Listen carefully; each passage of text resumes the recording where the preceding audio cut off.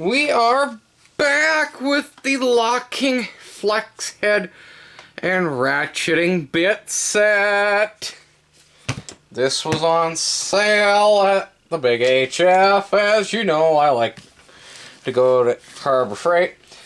So, I've already opened it, but I put it back in the box so that it would make it an unboxing.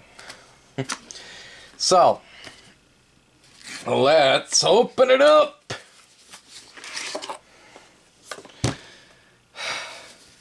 I do like that it comes in an actual strong case. I mean, a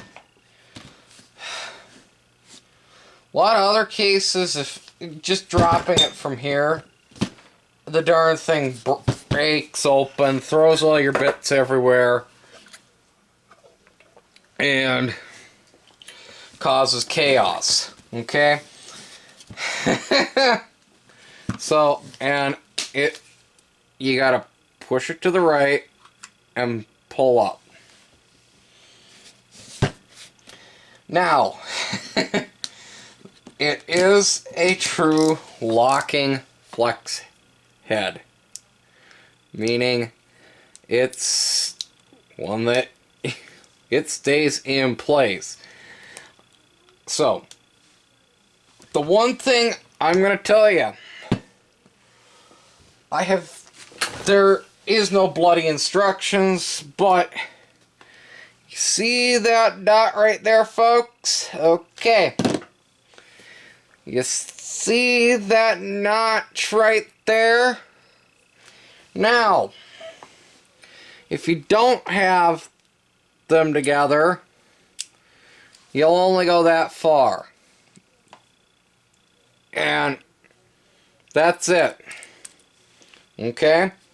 Now, you line the notch up with the dot, and the dot is on both sides. It's not that real visible on the other side, but you line them up, and ta-da! That becomes your T-handle. Another nice thing about these is this is also your extension. So if you need to use it just like a standard screwdriver and just get into a long place, you can. Or if you need some leverage in a long place, you can. And you don't have to worry about it slipping through because it is held in place. So, yay! I also like the fact that it comes with a very nice assortment of both SAE and metric bit sets. And it comes with a lot of your traditional Torx bits and tamper Torx that you're going to see underneath the hood of a car or just anywhere. I mean, hell, they're starting to put tamper Torx on kids' toys now, and it's like, why? And it's the bloody battery compartment!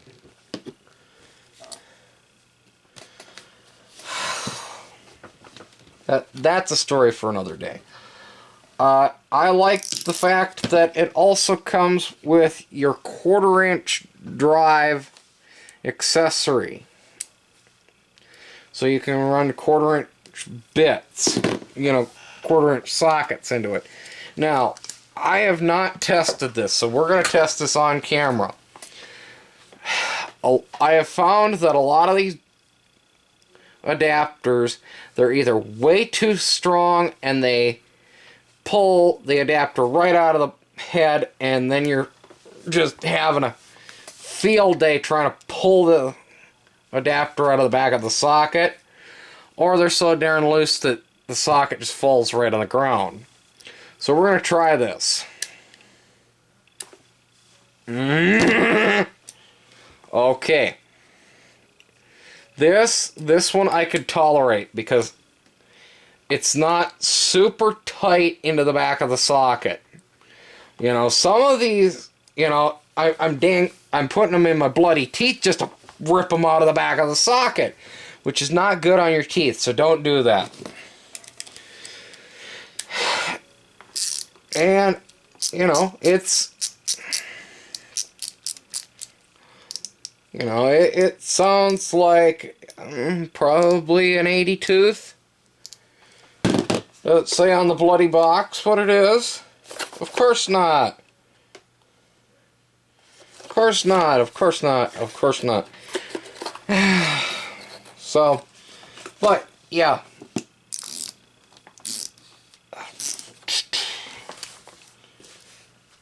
Oh, that's even better option.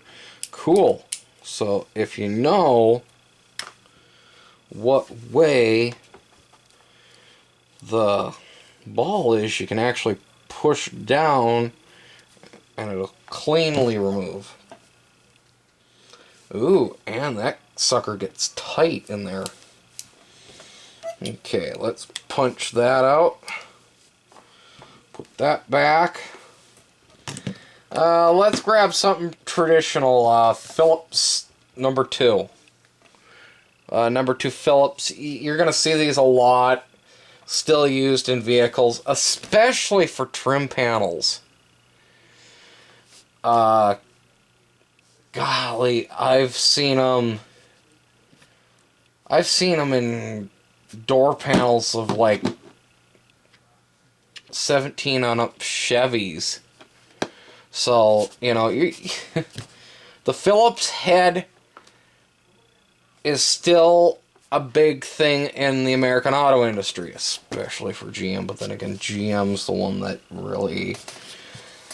they didn't patent it, but they're the one that pioneered it throughout the industry.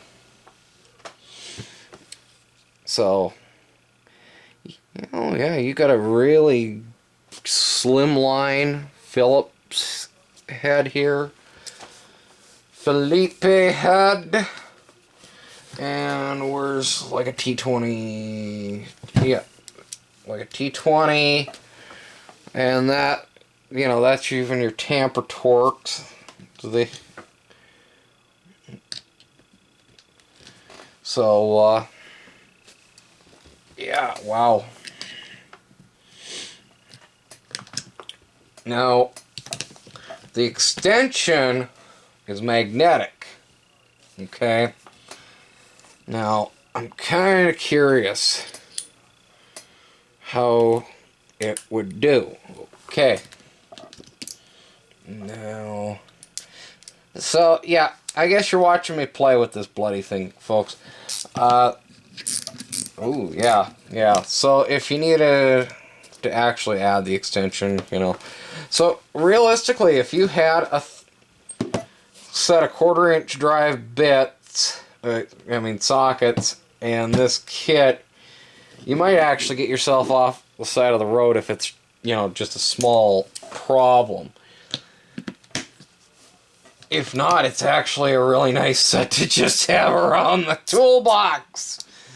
So, and another nice thing I like is the posi drive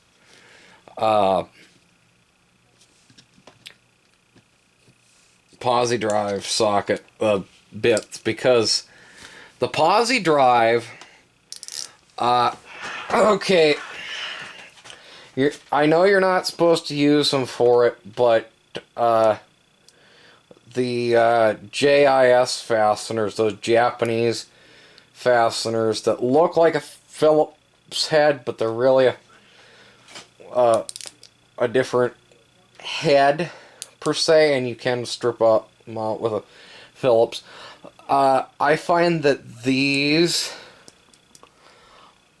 are pretty much similar to those, enough to where you're not gonna 9 times out of 10 you're not gonna strip them out. So something to think about, because